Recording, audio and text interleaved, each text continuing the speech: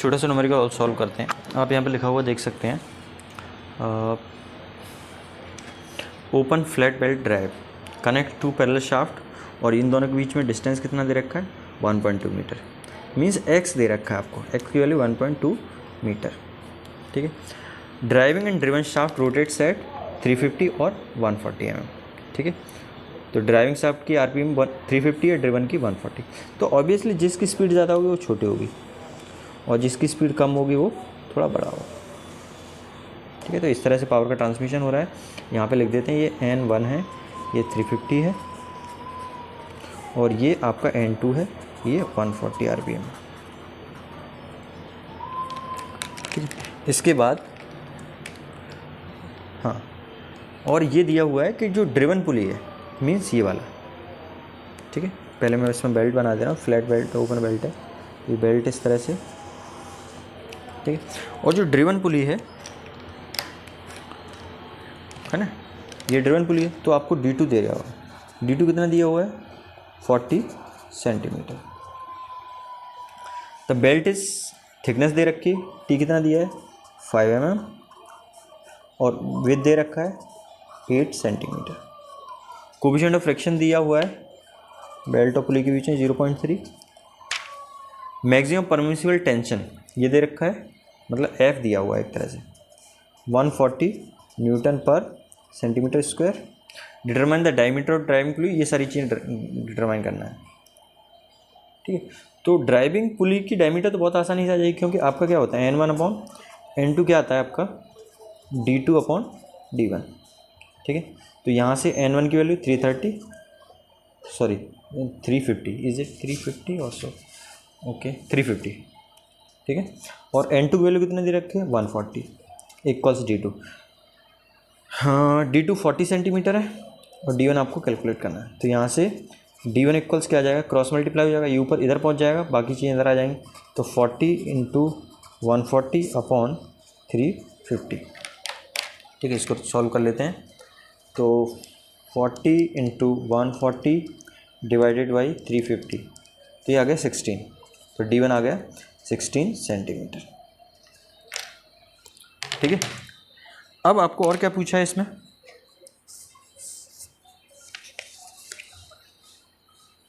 Maximum power है ना, that can be time.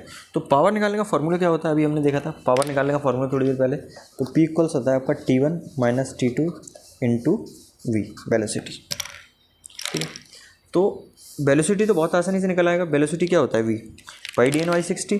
तो V इक्वल्स होता है पाई dN/60। तो आप कोई भी ले लो, चाहे इस पुली का ले लो चाहे इस पुली का ले लो, दोनों की वेलोसिटी इक्वल होगी टेंशन। तो पाई, मैं इसको ले लेता हूँ D1 को इंटू 16, ये सेंटीमीटर में, लेकिन आपको इसमें चेंज करना पड़ेगा मीटर में। तो हो जाएगा 0.16, और RPM कितना है 350/60। तो V इक्वल्स आ जाएगा shift pi into 0.16 into 350 divided by 60। तो ये आ गया V इक्वल्स 2.932 मीटर पर सेकेंड। ठीक है। ये वेलोसिटी आ गया। अब टेंशन निकालते हैं, है ना, T1 T2। तो मैक्सिमम टेंशन इसमें ऑलरेडी दिया हुआ है। ठीक है। मैक्सिमम स्ट्रेस दिया हुआ है। ठीक है।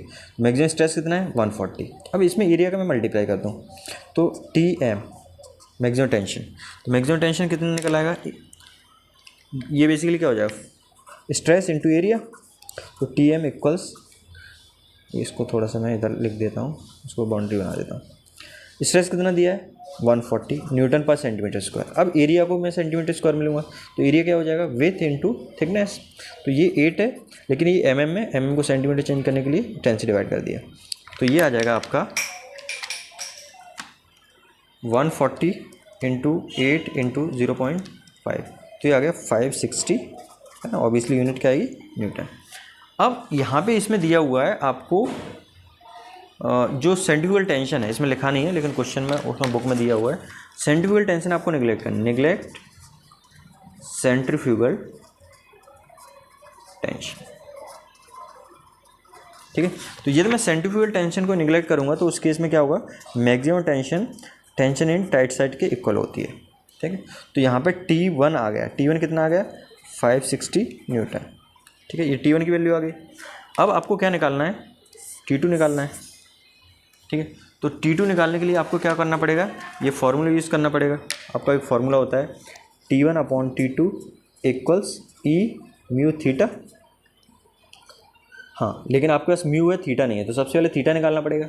ये कैसा बेल्ट ड्राइव है, ओपन बेल्ट ड्राइव है, तो थीटा निकालने के लिए आपको फार्मूला होता है एंगल ऑफ कॉन्टैक्ट कहलाता है थीटा, एंगल ऑफ कॉन्टैक्ट।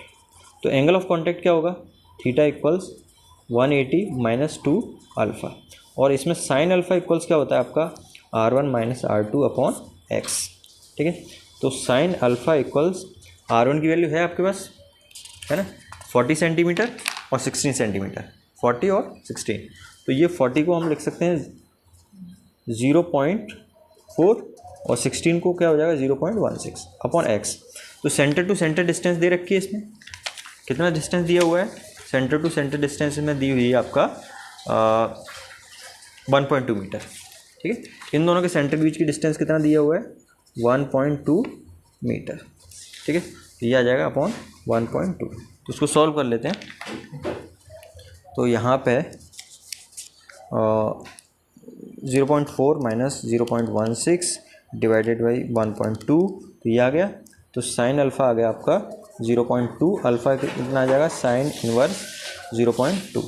ठीक है, तो शिफ्ट साइन इनवर्स और आंसर, तो ये आ गया अल्फ़ा की वैल्यू आ गई आपकी 11.53। अब यहाँ से थीटा निकल आएगा। ठीक है, थीटा निकल आएगा। थीटा कैसे निकालेंगे, 180 - 2 अल्फ़ा, तो इसमें 2 का मल्टीप्लाई कर देंगे, 2 अल्फ़ा हो गया, और 180 में से इसको माइनस कर देते हैं, तो ये आ गया 156.92 डिग्री। अब T1 की वैल्यू है आपके पास, T1 कितना निकाला अभी 560। ठीक है, अभी ये देखो यहाँ पे निकाला था 560 अपॉन T2 निकालना है आपको इक्वल्स ई। हाँ, ये एंगल किस में आया, डिग्री में आया, आपको इसको रेडियन में चेंज करना पड़ेगा। तो रेडियन में चेंज करने के लिए इसमें शिफ्ट पाई से मल्टीप्लाई कर देंगे और 180 से डिवाइड कर देंगे, तो ये आ गया आपका थीटा इक्वल्स 2.738 रेडियन। ठीक है, ये आ गया। तो यहाँ पे मैं वैल्यू पुटअप कर देता हूँ इसकी 2.7388 इंटू म्यू। म्यू की वैल्यू दी रखी है, coefficient of friction, coefficient of friction कितना दिया है 0.3। तो यहाँ पे ये दिया है, इसमें मल्टीप्लाई कर देते हैं 0.3 का, और ये इस पे बेसिकली क्या है, ये ई पे पावर है। ठीक है, ई और ब्रैकेट में आंसर। ठीक, तो ये आ गया आपका 560/T2 इक्वल्स 2.274। ठीक है, तो दिस इम्प्लाइज T2 इक्वल्स 560/2.274। तो 560 डिवाइडेड बाई आंसर, तो T2 आ गया आपका 246 न्यूटन। ठीक है, तो आपका T1 T2 निकल आया, है ना, और वेलोसिटी भी आपकी निकल आई, तो आपका पावर निकल आएगा। तो P इक्वल्स क्या हो जाएगा T1 - T2 × V। ये फार्मूला लगाया हमने पहले, ठीक है, तो इस फॉर्मूला वैल्यू पुट अप कर देते हैं। तो T1 कितना है 560, T2 कितना है 246, और वेलोसिटी कितना है 2.932। तो ये अभी है हमारे पास, तो 560 माइनस आंसर मल्टीप्लाइड बाई 2.932, तो ये आ गया आपका 919.96, है ना। ऑब्वियसली इसकी यूनिट क्या आएगी वॉट। यदि मैं इसको किलोवाट में लिखना चाहूँ तो 1000 से डिवाइड हो जाएगा, तो P इक्वल्स आ जाएगा 9 पॉइंट। ठीक है, तो इनिशियल टेंशन के लिए क्या करते हैं हम, T1 - T2 × V है, तो सॉरी इनिशियल टेंशन के लिए क्या है T1 + T2 + 2TC/2। ये TC क्या रिप्रेजेंट करता है, ये TC रिप्रेजेंट करता है सेंट्रीफ्यूगल टेंशन को, तो इसमें सेंट्रीफ्यूगल टेंशन निगलेक्ट करना है, तो ये 0 हो जाएगा। तो T1 + T2/2 बचेगा, तो T1 और T2 की मैंने वैल्यू पुट अप कर दी, तो यहाँ पे इनिशियल टेंशन आपका आ गया।